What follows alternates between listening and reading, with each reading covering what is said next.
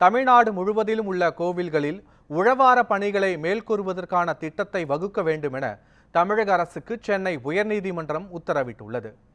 தமிழ்நாட்டில் பழமையான மற்றும் பாரம்பரியமிக்க கோவில்களில் பொதுமக்கள் பங்கெடுக்கும் வகையில் உழவார பணிகளை மேற்கொள்ள அனுமதி மறுக்கப்படுவதாக குற்றச்சாட்டு எழுந்தது. இது தொடர்பாக சென்னையை சேர்ந்த வழக்கறிஞர் கார்த்திகேயன் உயர்நீதிமன்றத்தில் நீதிமன்ற அவமதிப்பு வழக்கு தொடர்ந்த நிலையில் சென்னை உயர்நீதிமன்ற நீதிபதிகள் மகாதேவன், ஆதிகேசவலு அமர்வில் விசாரணை நடைபெற்றது. அப்போது மனுதாரர் தரப்பில் கோவில்களில் உழவார பணிகள் மேற்கொள்ள அரசு அனுமதி மறுப்பதால் பல பாரம்பரியமான கோவில்கள் பாழடைந்த நிலையில் உள்ளதாக தெரிவிக்கப்பட்டது. இதையடுத்து இந்து சமய அறநிலையத்துறையின் கீழ் உள்ள கோவில்களை அந்தந்த மாவட்ட ஆட்சியர் தலைமையில் குழு அமைத்து ஆய்வு செய்து அறிக்கை அளிக்க உயர்நீதிமன்றம் உத்தரவிட்டது.